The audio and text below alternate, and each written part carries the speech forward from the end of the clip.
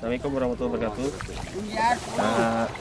Kembali ketemu bersama kami dalam rangka kegiatan SL IBD MIPI di Desa Kelurahan Gunung Tinggi, Kecamatan Betbucin. Pada kesempatan ini kami melaksanakan dua kegiatan. Pertama, gerdal terhadap tikus. Kemudian yang kedua, kita pengambilan uji sampel tanah. Dalam hal ini pengambilan uji sampel tanah ini yang nantinya akan kita rekomendasikan untuk pemupukannya dan untuk mengetahui keadaan pH tanah atau keasamannya di lokasi yang terdapat kegiatan SL IBD MIPI ini.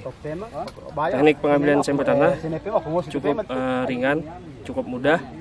Kita mengambil menggunakan bor tanah seperti ini bornya. Ini buatan sendiri, tapi cukup mewakili untuk pengambilan sampel tanah. Caranya sangat mudah. Kita tinggal menentukan titik-titik yang cukup mewakili untuk dijadikan sampel tanah dengan cara silang dari ujung ke ujung, atau dengan cara zigzag, atau dengan cara diagonal. Kemudian untuk pengambilan sampel tanahnya pun cukup mudah. Kita tinggal memasukkan bor tanah, tapi sebelumnya bor tanah ini harus bersih dari keadaan tanah sebelumnya agar tidak ada pencampuran dari tanah sebelumnya. Caranya kita bersihkan dulu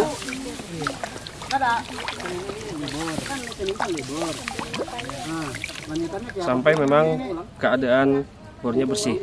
Kemudian kita mengambil sampelnya dengan cara menusukkan bor ke dalam tanah. Ini dengan jarak 20 cm. Tinggal kita pasang, masukkan, kemudian kita putar. Kalau belum, kita cari yang memang keadaan tanahnya bisa diambil.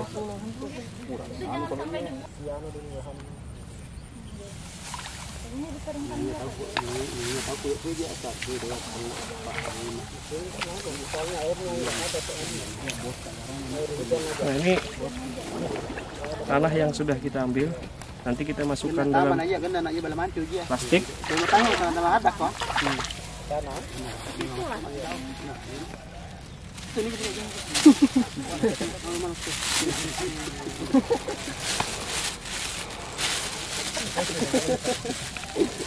Enaknya kita tarik di luar plastik agar tanahnya ini tidak ada campur dari bekas tangan, yang siapa tahu dikhawatirkan tangan kita ini tercampur dengan keadaan tanah yang lain.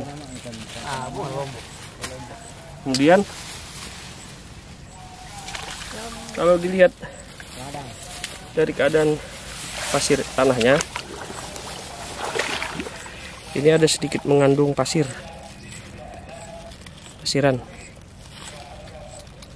Kalau kita raba menggunakan telapak, nah ini sedikit mengandung pasir. Artinya keadaan liatnya ini tidak terlalu tinggi. Nah, nanti hasil dari tanah ini kita coba lagi dengan mencampurkan bereaksi di tempat yang memang sudah kita siapkan. Baik, teknik untuk pengambilan teknik sampel tanah cukup mudah. Nanti hasilnya kita tunggu untuk pencampurnya menggunakan reaksi. Siap.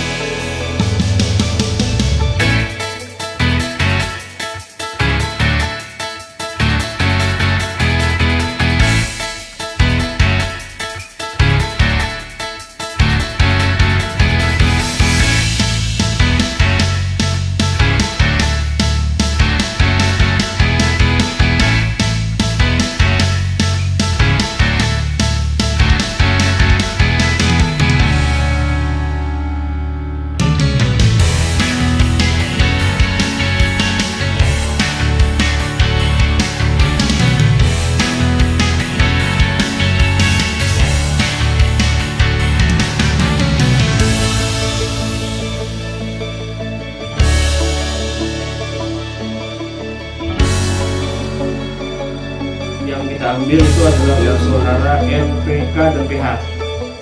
Jadi tadi teknisnya kita menggunakan sampling, acak lah dengan tanahnya, kemudian kita jadikan satu sehingga dia homogen tercampur. Ini cukup mewakili untuk satu hamparan ini, Pak. Nanti untuk rekomendasi pemupukannya kita minggu depan, Senin depan.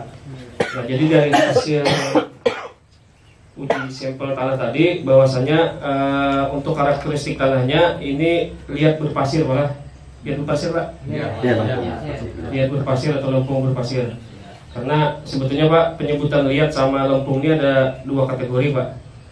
Kalau beda kampus tuh ya terkait dengan kampus, Pak, sebetulnya, Pak. Kalau kampus tuh rata-rata lulusan dari UGM ini sebanyak berapa? Sebetulnya lebih ke lempung dia, Pak. Tapi kalau lulusan IPB dia lebih ke liat. Nah, tapi kalau untuk menyamakan itu sebetulnya bahasanya adalah clay. Tapi kalau kita di sini Unlam sekitar kawan-kawan ini biasanya lebih banyak ke liat ya, sebetulnya. Lempung ya? Lempung. Tapi intinya sama, Pak. Cuman beda fraksinya aja, Pak, sebetulnya. Beda profesor. Beda profesor. Karena mau kalah sebetulnya. Jadi liatnya agak tinggi, Pak. Liatnya agak tinggi, pasirannya sedikit. Pasirannya sedikit. Nanti ini kita jelaskan lebih lanjut di minggu depan. Kemudian dari unsur yang kita ambil tadi adalah N-nya ini rendah, Pak.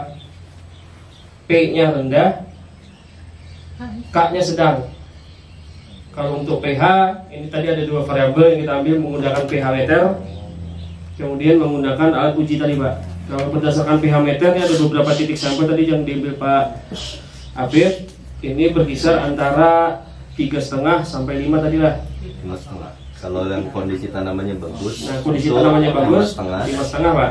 Kalau Tapi tanamannya yang agak kurang, rusak tadi, yang keracunan tadi, yang ada serangan racun tadi, Pak, itu 3,5, Pak. Jadi variasi.